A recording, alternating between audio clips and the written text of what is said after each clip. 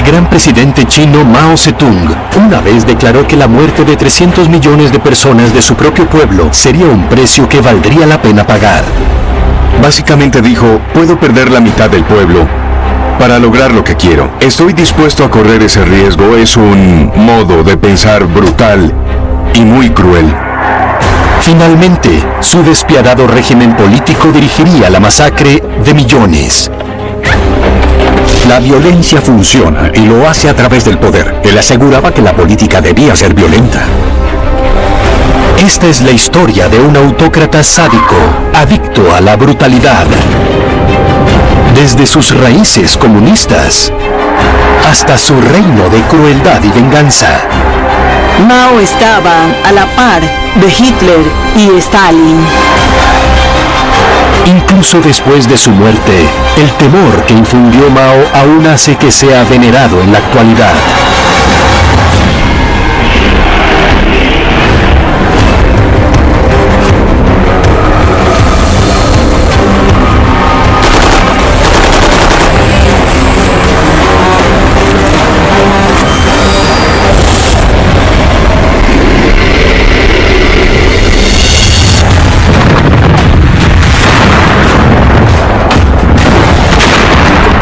En 1911, el milenario orden imperial de China está colapsando. Después de 2000 años de gobierno dinástico, el pueblo derroca a su emperador. Lo que sigue es una década de anarquía violenta y sin ley. China estaba en una profunda depresión a finales del siglo XIX y comienzos del XX. Había un sistema imperial que no permitía debates, discusión o críticas. Así que si no estabas feliz con la situación en la que habías nacido, tenías que rebelarte, oponerte a ella, hacerte revolucionario.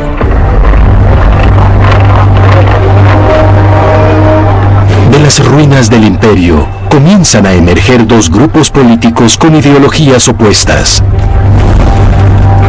Los nacionalistas, dedicados a transformar a China en una república capitalista de aspecto occidental. Y los comunistas, un pequeño grupo inspirado por la revolución bolchevique de Lenin en Rusia. Ambos aseguran actuar por los 600 millones de campesinos que viven en condiciones casi medievales. Pero este choque de ideologías planta la semilla de una sangrienta guerra civil que asolará China por más de 2 décadas.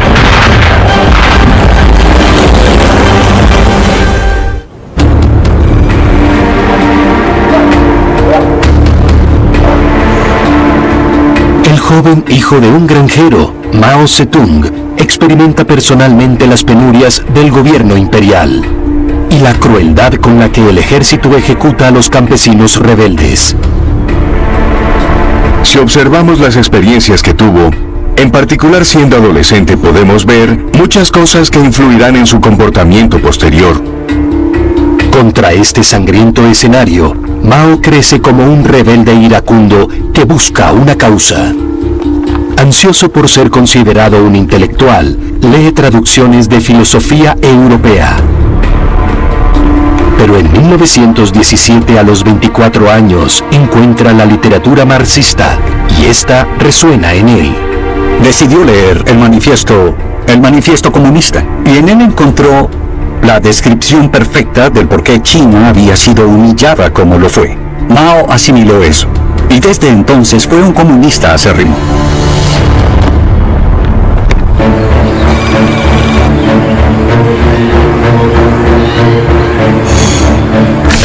Radicalizado por sus mentores en la Universidad de Pekín para 1921, Mao es un activista de izquierda de pleno derecho. Está convencido de que el comunismo es la única ruta hacia la revolución exitosa porque el partido tiene amigos poderosos. No fue su simpatía por los campesinos chinos la que lo convirtió en comunista. Mao notó algo más importante, que el vecino más poderoso de China, Rusia, estaba decidido a llevar al Partido Comunista Chino al poder. Así que en 1922, solo un año después de su creación oficial, Mao se une al incipiente Partido Comunista Chino. Cree que solo ellos tienen la crueldad necesaria para tomar el poder, y él pretende estar en el bando ganador.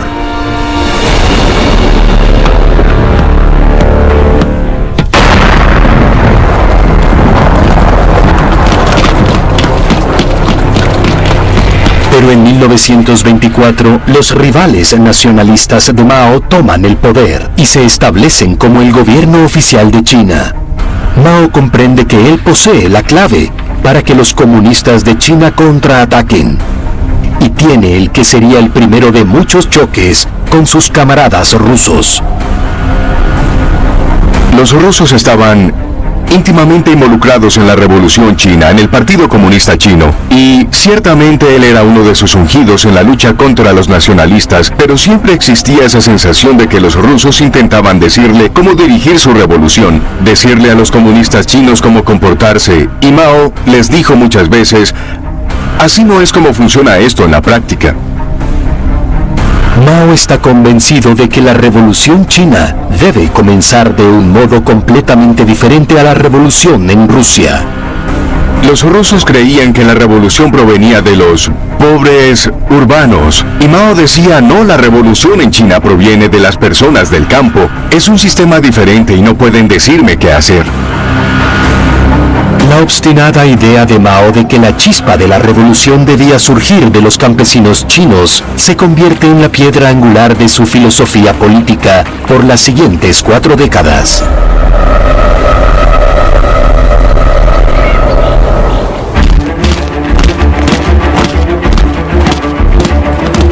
En los años siguientes, mientras los comunistas se concentran en acrecentar sus números, la atención de Mao está en ascender en el escalafón.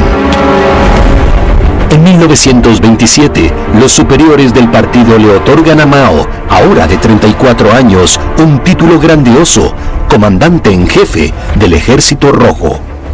En realidad, es una pequeña milicia andrajosa. La tarea de Mao era guiarlos desde las aldeas para iniciar una revolución. Para Mao Zedong, es una experiencia que cambiará su vida.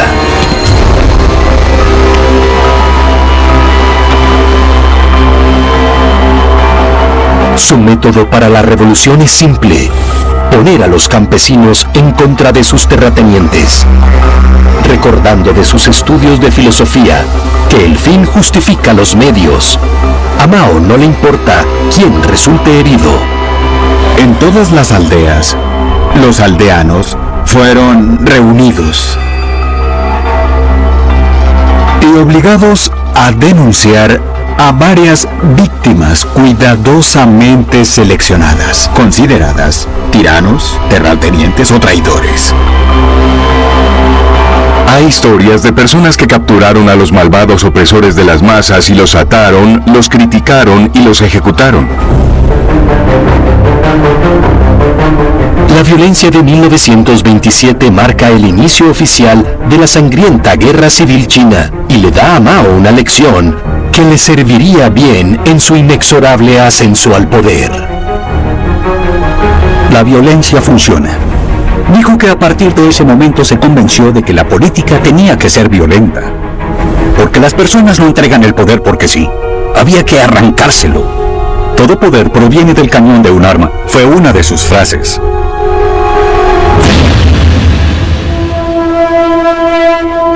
Esta brutalidad tiene un efecto personal en Mao que es decididamente perverso.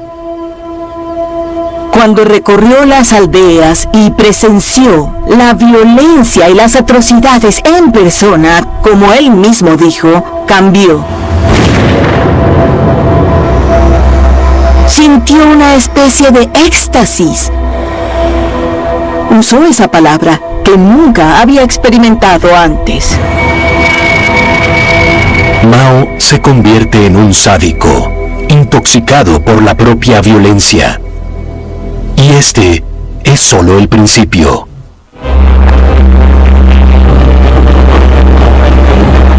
Dentro del Partido Comunista Chino, el talento de Mao es reconocido. Su carrera despega, pero muy lejos del frente de la guerra. La dirección del ejército quedó en manos de otros, y Mao se encontró a sí mismo en un rol político, el rol de un comisario político. Un comisario es un facilitador político, responsable por hacer cumplir el pensamiento correcto en las filas del partido. Este rol le da otra lección crucial. Controlar lo que piensan las personas puede hacerte completamente poderoso. Ya estaba desarrollando un culto a la personalidad. Las personas ya hablaban del pensamiento de Mao Zedong como un líder filosófico del Partido Comunista. Nombrarse a sí mismo la autoridad suprema del pensamiento comunista es una posición crítica que Mao aprovecha en su magistral ascenso a la supremacía. Su llegada al poder se acelera aún más cuando los extranjeros se aprovechan del caos político en China.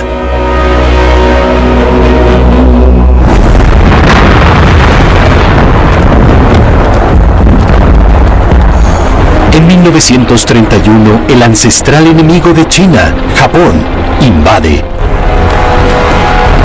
Conquista toda la provincia septentrional de Manchuria.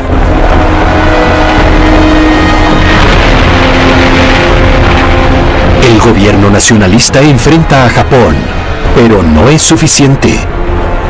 El futuro guarda una invasión a escala total de los japoneses. Los comunistas intentan aprovechar el caos para derrocar a los nacionalistas, pero fracasan. El nombre de Mao se forja durante un retiro de un año para evadir al ejército nacionalista, la llamada Larga Marcha de 1935. Al aumentar el número de muertes, Mao es prácticamente el último hombre en pie. Mao logró permanecer con vida. Cada vez que los comunistas leales seguían el consejo de sus superiores y eran asesinados, Mao subía más en el escalafón. A sus 42 años, mediante el uso estratégico de la violencia y el control del pensamiento y cierto grado de suerte, Mao Zedong logra su objetivo. Es nombrado líder del Partido Comunista Chino, una posición desde la cual puede poner en marcha su plan maestro, convertirse en el gobernante de toda China.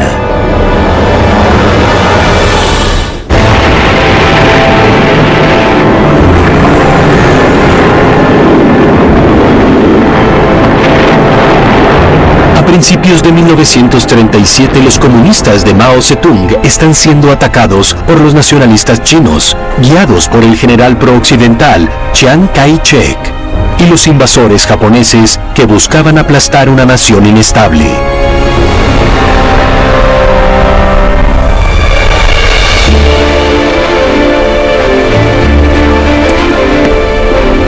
Como el recién ungido líder del Partido Comunista de China, Mao Zedong se establece en Yan'an.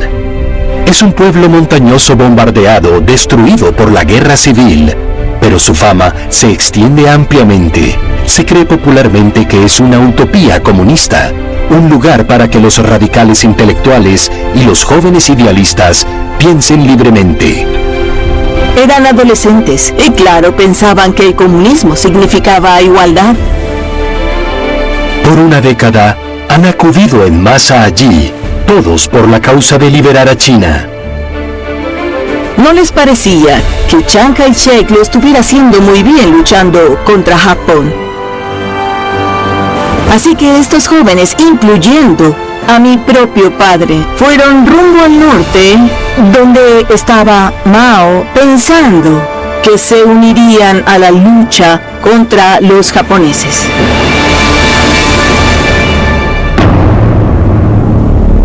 Pero Mao tiene otros planes para ellos. Su intención es convertir a los fieles comunistas de Yan'an en una fuerza totalmente obediente a él y que lo llevará al poder. De hecho, vio la invasión japonesa y la guerra como la oportunidad para destruir el estado de Chiang Kai-shek y permitirle tomar el poder cuando finalizara la guerra. Para lograrlo, toma las lecciones de violencia y manipulación que aprendió en su juventud y las mejora como un manual de terror distintivo.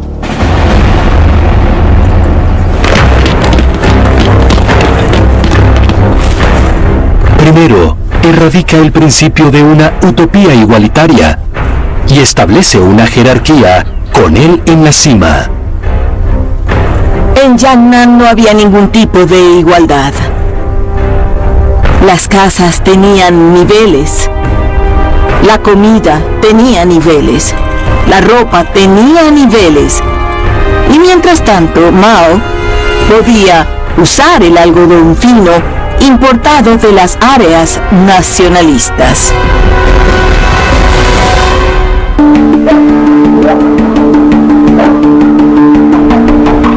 Mao luego usa su poder para tender una trampa que haría que sus oponentes se rebelaran.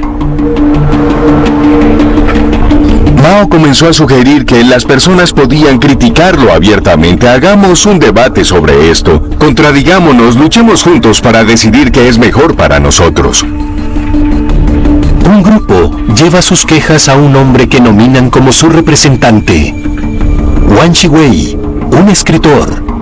Wang Shiwei era su héroe. Él hablaba de su desilusión con el comunismo. Wang expresa las quejas de sus seguidores, publicando sus críticas para que todos las vean. Mao fue a ver los carteles de Wang Shiwei y descubrió que multitudes de personas consideraban a Wang Shiwei su héroe.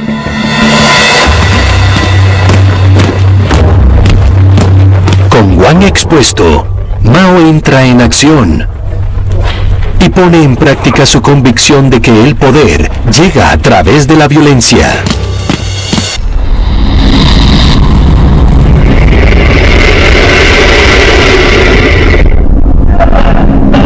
Mao somete a Wang Shiwei a un método especialmente atormentador para doblegarlo, el llamado Banco del Tigre.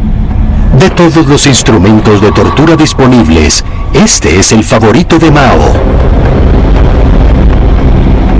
A través de la tortura, Mao puede lograr que Wang Shiwei diga cualquier cosa.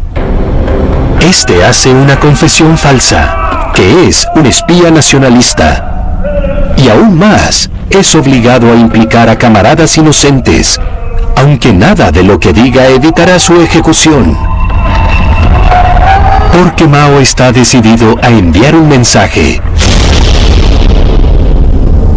Si no piensas como Mao quiere que pienses, morirás.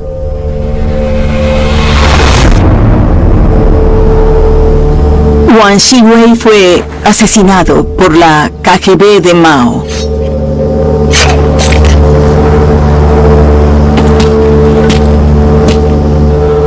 Eso tuvo un efecto devastador en todos esos jóvenes.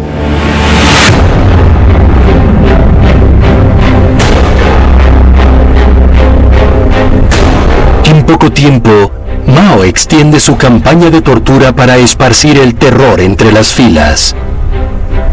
Desarrolló un instinto poderoso y dramático de que si ibas a hacer algo, debías hacerlo a la mayor escala posible, para que otros aprendieran y se beneficiaran o también se atemorizaran. Pero tiene cuidado de no ensuciarse nunca las manos. Mao siempre era una figura sombría en el fondo. No creo que podamos hallar evidencia de que Mao alara algún gatillo o colgara activamente a alguien. La violencia era algo que hacía que otros hicieran por él, y eso aumentaría durante su vida. Igual que Stalin en la Unión Soviética, Mao justifica su campaña de terror, afirmando ver espías en todas partes. Mao no tenía dudas de que no eran espías. Su verdadero objetivo era asustar a esos jóvenes y moldearlos en un ejército para su uso futuro. Desde este momento, el asesinato y la tortura quedan firmemente establecidos como la base de su filosofía política. La violencia no es un aspecto accidental del maoísmo. Hace parte de él. Él decía, no los ejecuten antes de sacarles todo lo que puedan.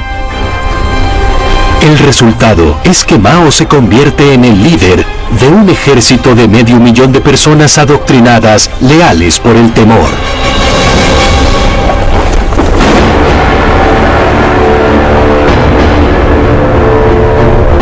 Para 1945, China había estado bajo el asedio de los japoneses por 8 años.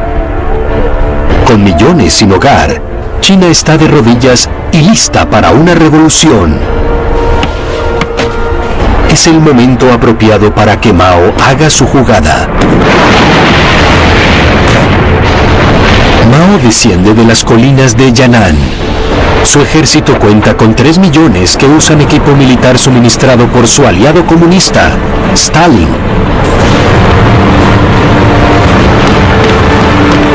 Para 1949, los nacionalistas carecen de apoyo público y de voluntad para seguir luchando. Su líder, el general Chiang Kai-shek, renuncia.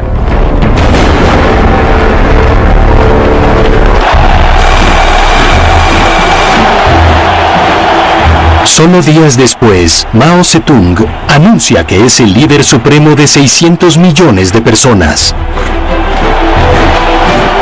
El nacimiento de esta nueva nación es la culminación de 27 años de terror, tortura y manipulación. Pero es recibido como un héroe por el pueblo.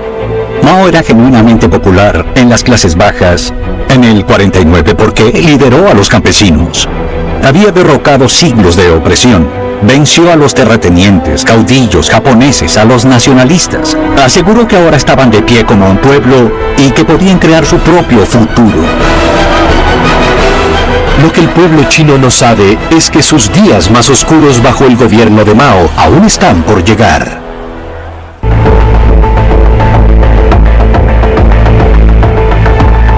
Para 1950, bajo el nuevo régimen comunista del presidente Mao Zedong, China aún es increíblemente pobre, recuperándose de 3 décadas de guerras sangrientas y revolución. Como el líder supremo, Mao proclama que la industrialización a enorme escala es la clave para transformar a su nación en una superpotencia económica. Y que lograría esto casi de la noche a la mañana, sin importar el costo humano.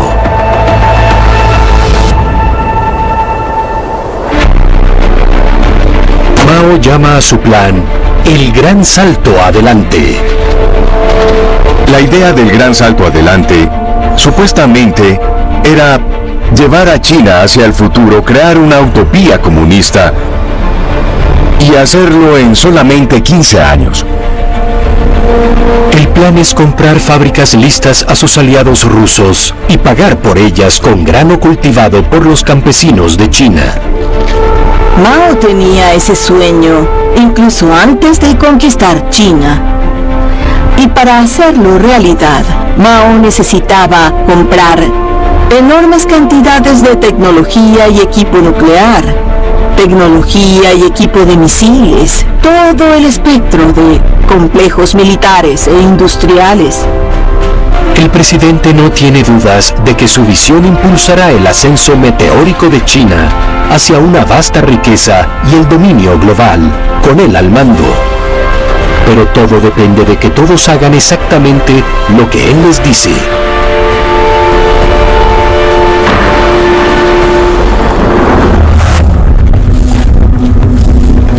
Mao comienza prohibiendo la empresa privada en el campo. Todos los granos serán ahora propiedad del Estado.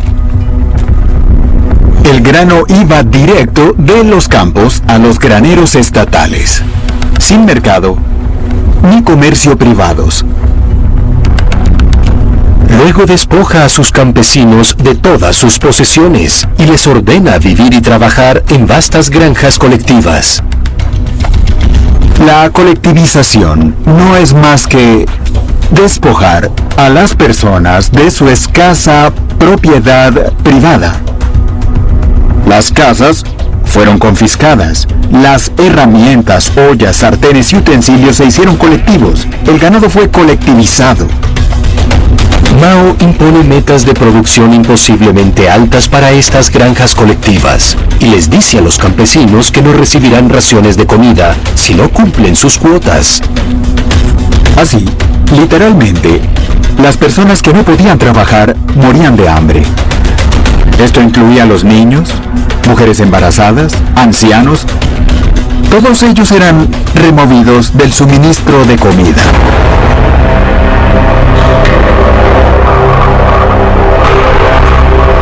En poco tiempo, la situación se sale de control. Las personas famélicas se vuelven más débiles e incapaces de trabajar. En lugar de llevar a un gran salto adelante, resultó en un completo desastre. Por todo el país, millones mueren de hambre cuando la producción de comida colapsa.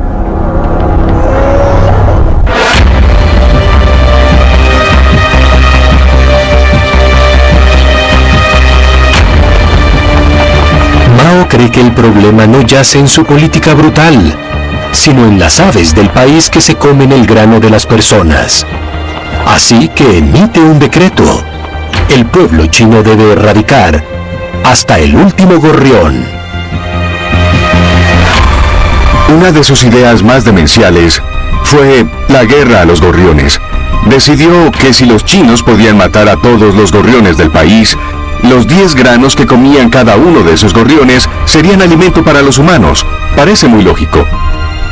Hizo que los chinos golpearan ollas, les arrojaran rocas a esas aves y las mantenían despiertas hasta que caían muertas. Cazaban a las aves por días o semanas. Producían ruido para que las aves no pudieran descansar ni dormir. Así que éstas caían del cielo. Las acumulaban por miles y las colgaban en postes, mostrando esa gran contribución que había hecho la aldea a la producción de comida. Bien hecho, presidente Mao, salvo que ahora nada se comía a los insectos, y al año siguiente hubo una plaga en todas las cosechas porque orugas y langostas se comieron todo el grano y hubo una enorme hambruna. Lejos de aliviar el sufrimiento de su pueblo, la intervención de Mao ha empeorado aún más las cosas.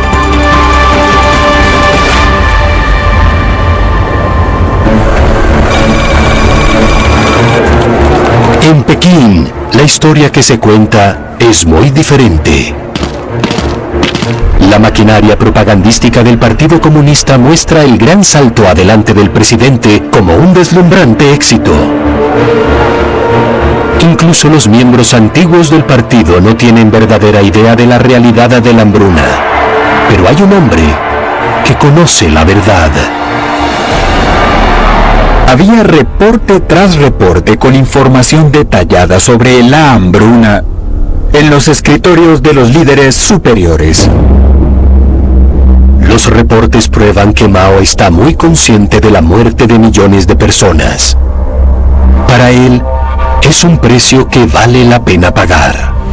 Obviamente, estaba dispuesto a correr riesgos con las vidas de otros, incluso hasta 50% de su país. Tenía personas de sobra y estaba dispuesto a hacerlo si eso le permitía crear la China que quería.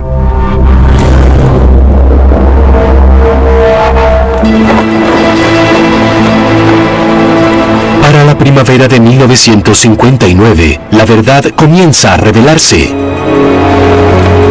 14 millones de muertos no pueden ocultarse. Sin embargo, en lugar de contener el alud de la hambruna, Mao planea extender aún más su gran salto adelante. Dentro de las filas antiguas del Partido Comunista, hay murmullos sobre su liderazgo.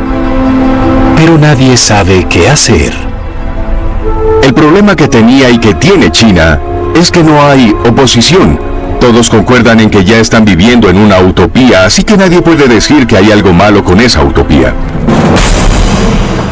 Tras bastidores, el confiable segundo al mando de Mao está teniendo serias dudas. Liu Shaoqi era el segundo al mando. Era el jefe de Estado. se ubicaba prácticamente detrás del presidente, pero Liu Shaoqi quedó muy consternado por la escala de la hambruna. Liu Shaoqi decide hacer lo impensable, retar a su líder supremo. Es una decisión de extraordinario valor personal.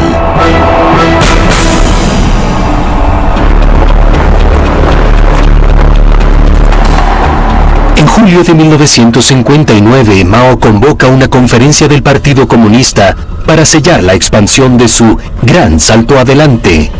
Lo que sucede después toma a todos por sorpresa. Liu realizó el acto más valiente de su vida. Básicamente, dijo que había una gran hambruna y que era un error humano y que debían detenerla. Decir que era un desastre causado por el hombre no fue más que un ataque directo a la visión propuesta por Mao con el gran salto adelante. Y eso, en realidad, fue romper un tabú.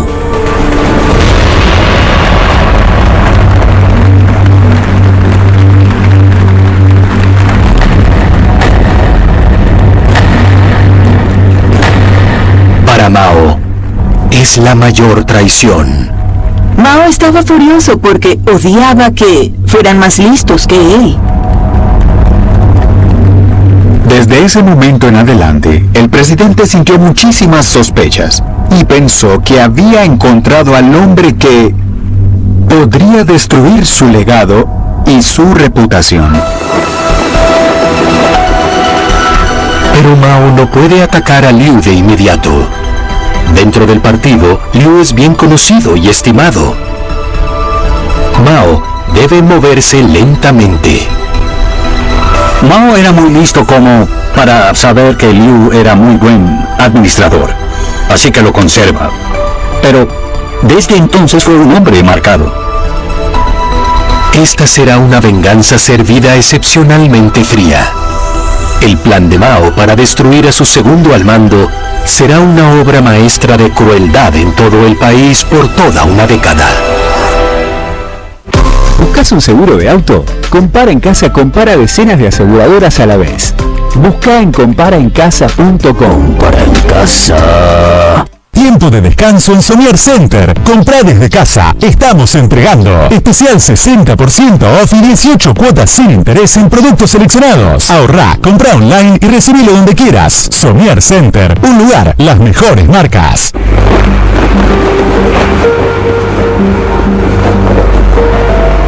Para 1965, el presidente Mao, de 71 años, ha sido el líder supremo de China por 16 años. Pero a causa de una desastrosa hambruna causada por sus políticas, por primera vez hay rumores dentro del partido de que tal vez el gran dirigente debería ser reemplazado. En lugar de esperar a que sus enemigos lo ataquen, Mao decide tomar la iniciativa. Estaba decidido a recordarles a todos que, en sus palabras, una revolución no es una cena. Tendremos que romper algunas cabezas, tendremos que ser muy duros con nosotros mismos para no sucumbir a las tentaciones de lo que él llamaba el camino capitalista. El plan de Mao es una revolución igual de devastadora que la primera, pero aún más siniestra en su ejecución. Una revolución cultural. Mao propone purgar el país de pensamientos burgueses que, según él, persisten en la generación anterior. Igual que en Yan'an, desea que los 600 millones de chinos practiquen el verdadero y correcto pensamiento comunista. Y de nuevo, él será la única persona que dicte cuál es ese pensamiento correcto.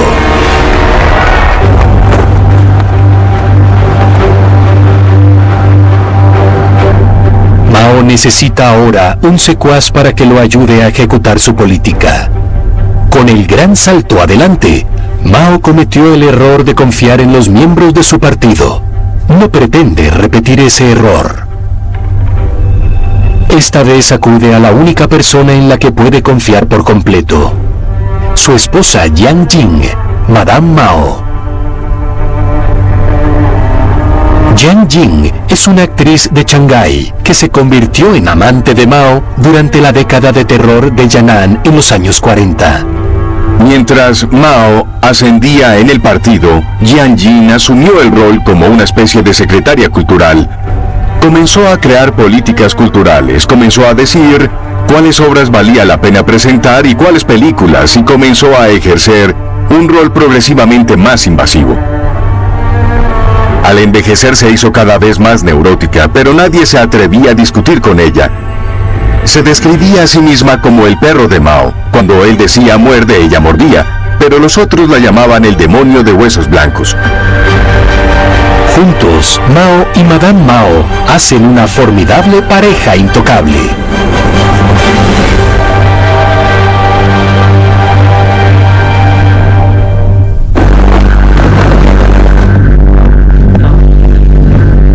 Como es usual, Mao inicia su nueva revolución cultural con una declaración de política tan vaga que puede moldear a su antojo para cualquier propósito. Mao dijo que atacaran lo que él llamaba los 4 viejos. Viejas ideas, costumbres, viejos métodos e intereses. Bien, eso lo cubría todo, es una manta, los 4 viejos. Todo lo que desaprobaba era atacado. Como guía sobre su pensamiento, Mao publica su pequeño libro rojo, su versión del Manifiesto Comunista de Marx, o el Mein Kampf de Hitler. Como una colección de más de 400 dichos de Mao, es una ventana a la mente de un dictador decidido a alimentar la violencia.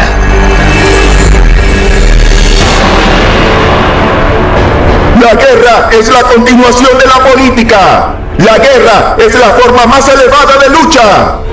Depende de nosotros organizar al pueblo. Donde no llega la escoba, el polvo no desaparecerá solo. Sostengamos en alto la bandera y marchemos adelante por el sendero enrojecido por su sangre.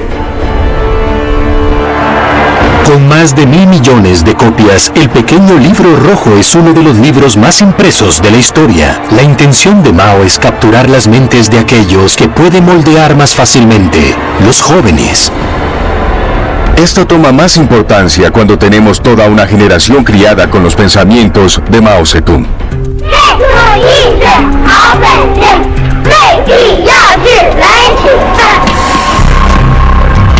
Estos niños crecen para convertirse en un ejército obediente, igual que en Yan'an, para hacer cumplir la voluntad de Mao, sus notorios guardias rojos. Ahora su deleite por la violencia y el caos da un giro enfermizo.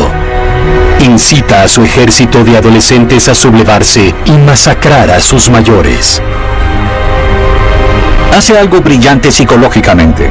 Les dice a los jóvenes: ustedes son China, son el futuro. Jóvenes, levántense, purifiquen nuestra sociedad de todos esos elementos corruptos. Era el procedimiento estándar de Mao. Cuando él quería hacer algo, siempre creaba el terror. El primer blanco de Mao es elegido cuidadosamente. Los jóvenes de la Guardia Roja atacan a sus maestros. Mao no odiaba particularmente a los maestros. Se consideraba a sí mismo un maestro. Pero, para poder generar terror, necesitaba víctimas. Así que fue un cálculo cínico totalmente.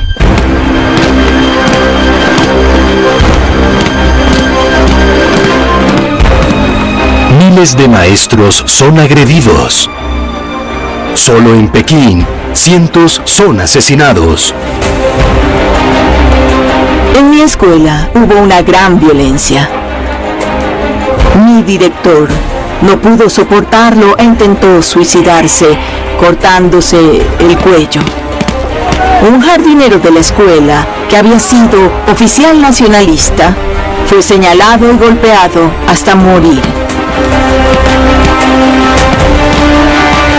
Las filas de la Guardia Roja aumentan a millones. Se desenfrenan en una orgía de vandalismo y masacre. Pronto, nada está prohibido.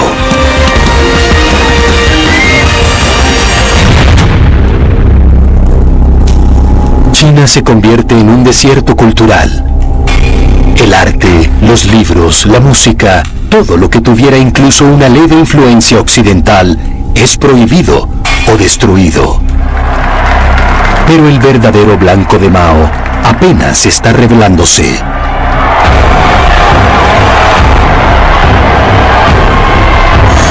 En el otoño de 1967, Mao ordena a su Guardia Roja extender su reino del terror hasta sus rivales en el Partido Comunista.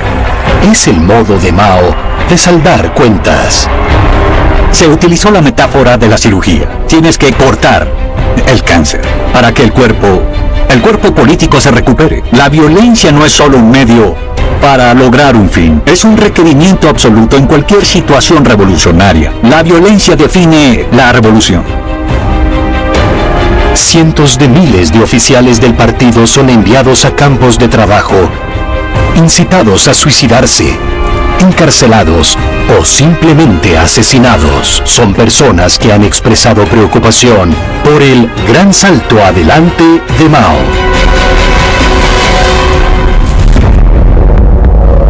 Solo ahora puede ir tras su blanco principal, su segundo al mando, Liu Shaoqi.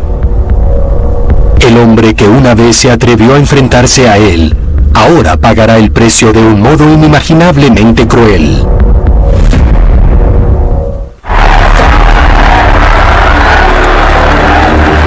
En 1968, la revolución cultural del presidente comunista Mao Zedong, que pretende aplastar a todo el que se atreva a oponérsele en China, está llegando a su fase final.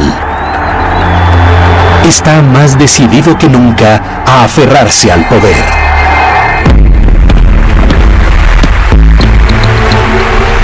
Pero cree que un hombre se interpone en su camino. Mao ha sentido por mucho tiempo un placer sádico al infligir dolor y humillación. Y ahora planea el destino de su leal lugarteniente, Liu Shaoqi. Pero ya que Liu es popular en el Partido Comunista, Mao debe minar su credibilidad en primer lugar. Nadie habría sentido simpatía por él si revelaba la verdadera razón para odiar a Liu Shaoqi. Así que tuvo que crear todo tipo de acusaciones, como que Liu había sido un traidor, que había traicionado al partido y todo eso. La maquinaria propagandística del Estado entra obedientemente en acción. Casi de la noche a la mañana, la reputación de Liu es destruida. Luego viene la humillación.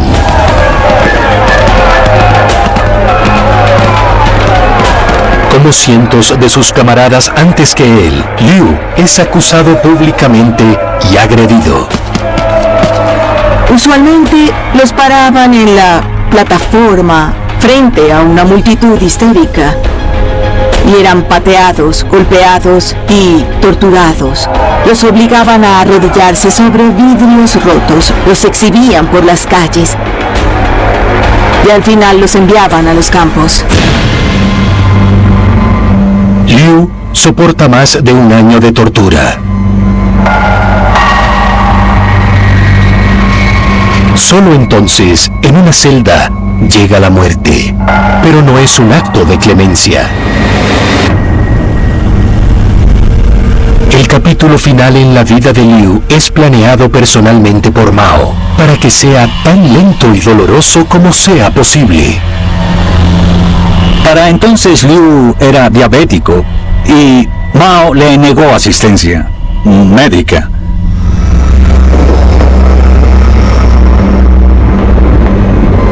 Se dice que murió en una celda de prisión, tendido en sus propias heces.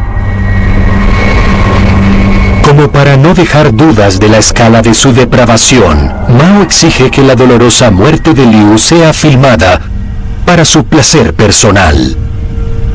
Es grotesco porque es un hombre que, desde la larga marcha, había sido el mayor aliado de Mao, de algún modo.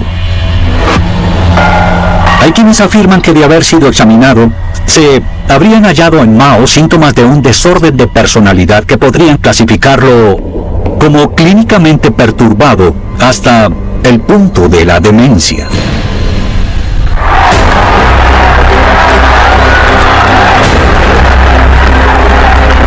La revolución cultural de Mao, instigada para vengarse de sus rivales reales e imaginarios, dura una década. 2 millones de las personas más educadas de China son asesinadas. Millones más son enviadas a los campos de trabajo. Lejos de crear una sociedad utópica, Mao ha creado una basada en el terror. Mao no intentó construir una nación. Mao destruyó la nación. Él no unificó a China. No fue un constructor, fue un destructor. El legado de Mao de muertes innecesarias es tan grande en número que el total podría nunca conocerse. Nunca podremos saber cuántos. He oído hablar de 40 millones, justificadamente. Solemos decir que en la Liga del Horror él está a la cabeza.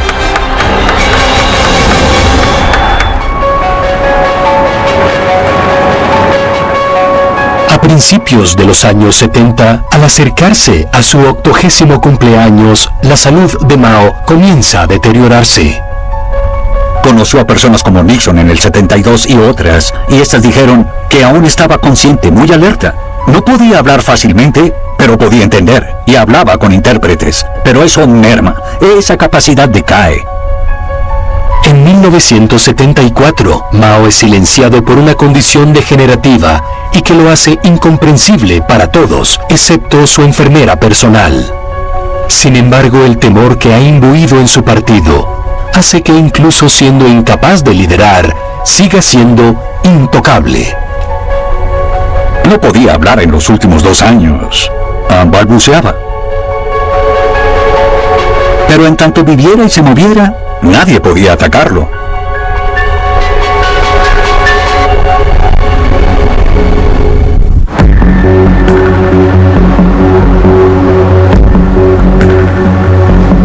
La salud en declive de Mao significa que el progreso de China como nación se paraliza. Y bajo la superficie, Mao está acosado por una creciente sensación de paranoia. Estuvo en el poder por 27 años y vivió como si estuviera en una zona de guerra, siempre listo para huir.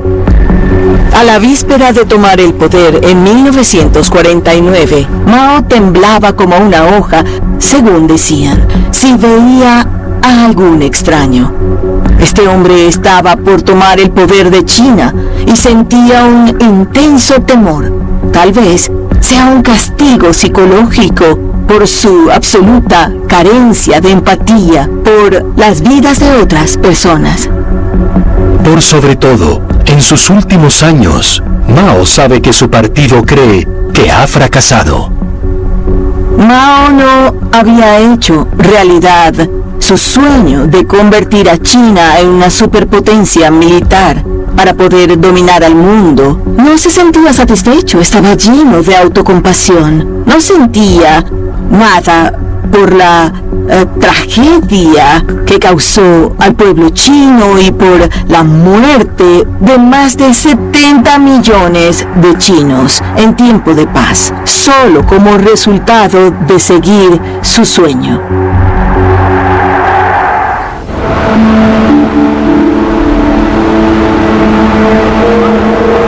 El 9 de septiembre de 1976, después de 27 años en el poder, Mao Zedong, el líder supremo de China, muere.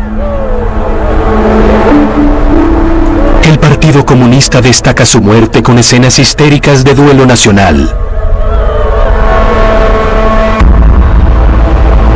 Sin embargo, después de su muerte, la ideología de Mao es despreciada casi por completo. Muchos de sus prisioneros se convierten en los futuros líderes del país. A pesar de ser un sádico y un déspota, a la par de Stalin y Hitler, hoy en día su retrato se mantiene en todas partes. En parte, porque admitir lo que hizo en realidad minaría el gobierno del Partido Comunista. Y en parte, porque para bien y para mal, Mao Zedong es el padre de la China moderna.